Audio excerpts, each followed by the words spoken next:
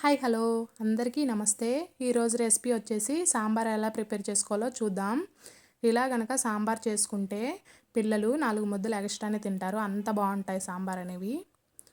ఎలా చేసుకోవాలో చూపిస్తాను, చూసేయండి. ముందుగా ఒక్కొక్కరి గిన్నె తీసేసుకొని టీ గ్లాస్తో ఒక 2 గ్లాసుల వరకు కందిపప్పు తీసుకున్నాను నేను. వాటిని 1కి 2 సార్లు కడిగేసి పక్కన పెట్టుకోవాలి.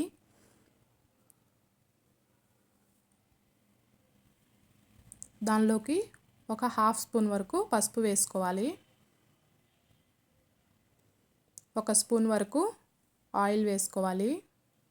ఇక్కడ ఒక టిప్ చెప్తాను చూడండి. పప్పు అనేది పొంగిపోతూ ఉంటుంది కదా, దానికి ఇలా కుక్కర్ రబ్బర్ ఉంటుంది కదా, దానికి చుట్టూరు ఆయిల్ వేసుకుంటే పప్పు అనేది పొంగదు. ఇలా మూత పెట్టేసి ఒక 5-6 విజిల్స్ రానివ్వాలి. పప్పు అనేది మెత్తగా ఉడికిపోవాలి. ఈలోగా అది ఉడుకుతూ ఉంటుంది. సాంబార్కి వెజిటేబుల్స్ తీసుకుంటున్నాను చూడండి. 2 ఆనియన్స్, టమాటో 2, పచ్చిమిర్చి తగినన్ని, క్యారెట్, చిన్న సొరకాయ ముక్క తీసుకున్నాను.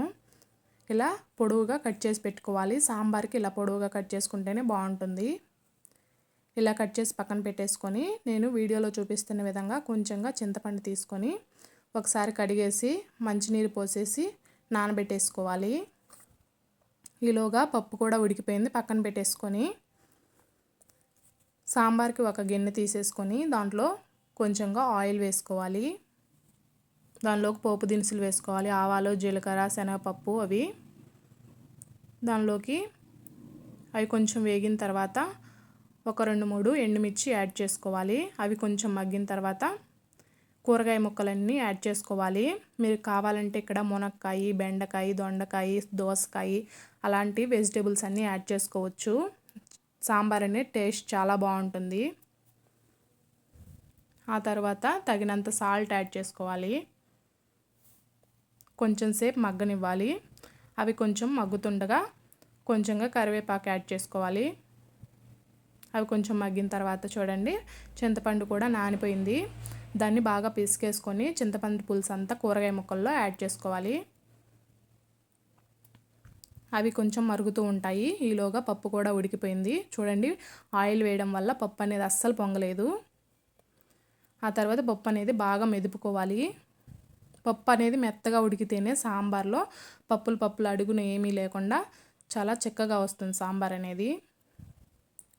అలా మెదుపుకున్న పప్పుని ఈ కూరగాయ ముక్కల్లో యాడ్ చేయాలి. ఇక్కడ మీకు తగినన్ని వాటర్ అన్నీ పోసేసుకోవాలి.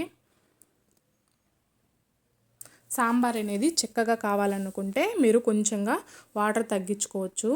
అంటే టిఫిన్స్లోకి కొంచెంగా వాటర్ సాంబార్ అనేది చిక్కగా ఉంటే చాలా బాగుంటుంది కదా, కాబట్టి.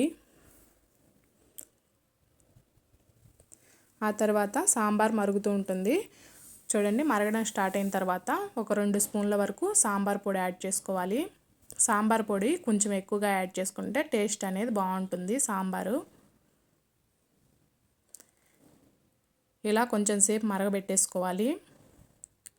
ఇలా కొంచెం సేపు మరిగిన తర్వాత కొంచెం కొబ్బరి తురుము యాడ్ చేసుకోవాలి. ఇలా కొబ్బరి తురుము వేసుకోవడం వల్ల టేస్ట్ అనేది ఇంకా చాలా బాగుంటుంది. వేసేసి బాగా కలిపేసుకొని కూరగాయ ముక్కలు అన్నీ బాగా ఉడికేంత వరకు సాంబార్ అనేది బాగా మరగబెట్టేసుకోవాలి. చూడండి, కొంచెం సాంబార్ అనేది కూడా చిక్కబడింది. కూరగాయ ముక్కలన్నీ ఉడికిపోయిన తర్వాత స్టవ్ ఆఫ్ చేసేసి ఇలా తయారు చేసుకోవడమే. అంతేనండి. ఈ వీడియో కనుక మీకు నచ్చినట్లయితే ట్రై చేసి ఎలా వచ్చిందో చెప్పండి. లైక్ చేయండి, షేర్ చేయండి, సబ్స్క్రైబ్ చేయండి. Thank you.